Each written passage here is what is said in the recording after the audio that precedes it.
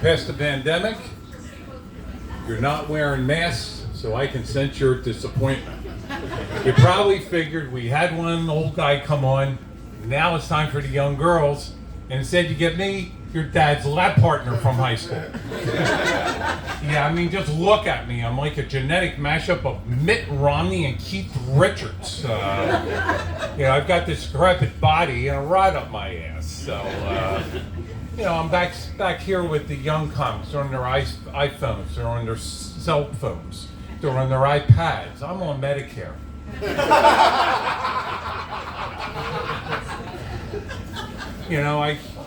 Years ago, I used to come to a place like this. People would look at me. You'd think I was cute back then. If I walked in, nice to see you.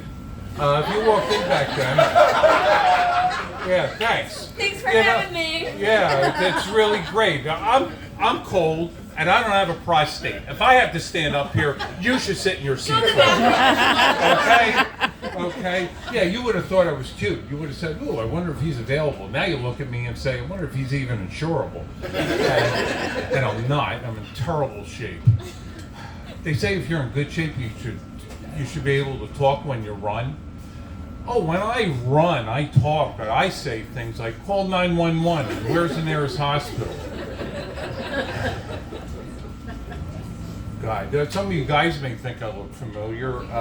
You probably recognize my picture. I used my driver's license picture at the AARP to remind men to get their prostates checked. So, big time during the pandemic was getting a new primary physician. First thing I did, I walked in, she prescribed an autopsy for me. She said to me, we're all old decaying structures. I said, well, thank you, Dr. Kevorkian. Why don't you just give me the injection right now? This is going to enhance my career. Being here in Salem. Yeah. Gateway to Peabody. And I'll tell you something else I love. I love the diversity in this room. Oh, yeah. Yeah, it's like playing pool with only the cue balls. Did you burn the black people as well as the witches here? I mean, what's going on around here? I will tell you, I mean, it is a nice town. I have gotten used to it. It is really nice. We came in a little bit early, except one thing I haven't seen is a grocery store. Where do you folks do your grocery shopping here? This lady's saying no. You don't do grocery shopping? No, I drive to it. Oh, you have to drive. I drive to Peabody, right? No, to Market Basket. And what do you go to? What was that? Where do you go? Market Basket. Market Basket. Do you ever go to Whole Yes, Foods? thank you. Anybody go to Whole Foods, or as I call it, holy shit, did you see how much that costs? I did get an avocado there recently. It's on layaway until the home equity loan comes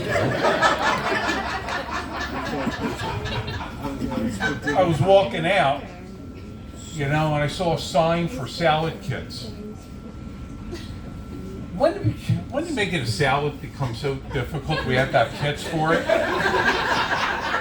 I remember Sears used to sell kits to build houses. Now we sell kits to make salads. Welcome to the dumbing down of America, folks. Yeah, you agree with me on that, right? Yeah, I was at the supermarket. They had a little frying pan about this big. They said it's perfect for frying one egg. You know what else is perfect for frying one egg? A regular size frying pan.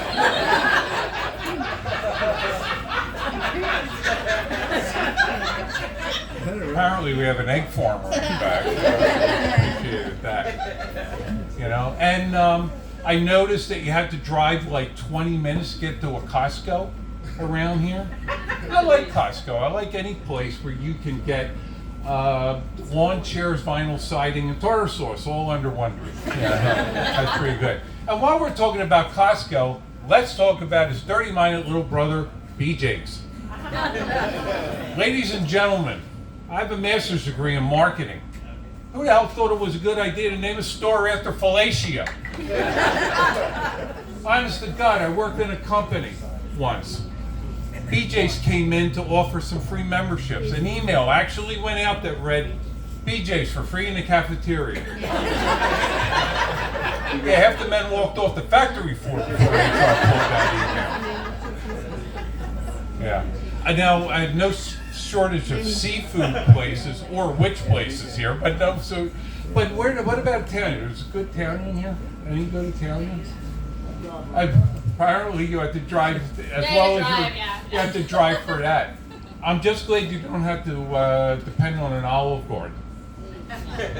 I'm Italian, and to me, it's a crime against the nation of Italy. Olive Garden. Let me put it to you this way: you go to Olive Garden, you think you've eaten Italian. It's like eating Lucky Charms and thinking you celebrated St. Patty's Day. When I was there, recently, their slogan is "When you're here, you're family." It's true. When I was there, an old woman came out, hit me with a wooden spoon and said, "Why do you call me more often? When are you going to make me a grandmother?" Guy with a wife beater sat next to me. He asked me to pay his check. Yeah, it sounds like family to me. So, it took me a lot to get here. We talked about going to a doctor. Maintenance on a 1952 Italian is very time consuming. Let me tell you something. As a matter of fact, 1952, I often wondered, what would happen if Consumer Reports, reviewed me like they do used cars? Let's see. Consumer Reports, 1952 Italian. Predicted reliability lower than average. Fuel injection is sluggish. Well padded back seat. A tendency to leak fluids. Yeah, that's okay. I don't like being older. You know what I hate? I hate watching commercials. I told you I have a master's degree in marketing, and I hate watching commercials. First of all, commercials for tutoring services like Huntington Learning System or the Kaplan Learning System, they all have the same commercial. They have the same stupid kid. She's flunking out of school. Am I right? They have the same kid. She's flunking out of school, and she says to her mother, "I'm facing, I'm not getting into college." And I'm thinking, yeah, no shit. I figured out when you didn't get into acting school either.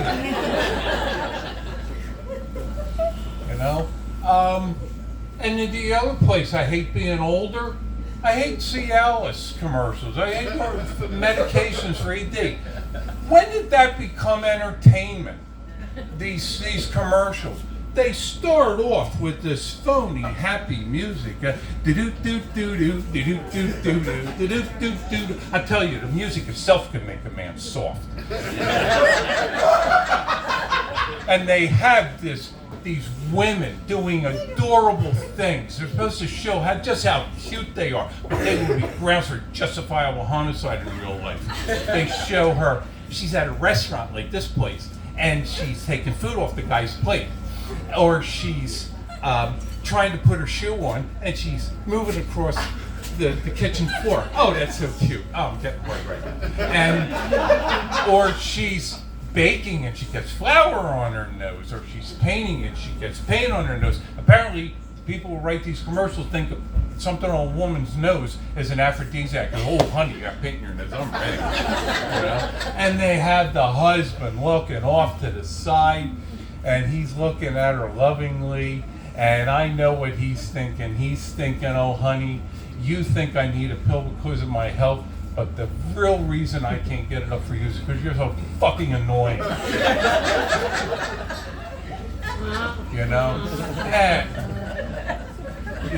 And these guys, you ever see these guys in the commercials? They're really these great looking guys. They're buff, not muscle bound, but tastefully trim, good hair, a little touch of gray on the side. These middle-aged Adonises aren't the guys who get ED. Show me a guy who looks like the ex-governor of New Jersey, Chris Christie. A guy who's so fat, he hasn't even seen his own dick for the last 6 years.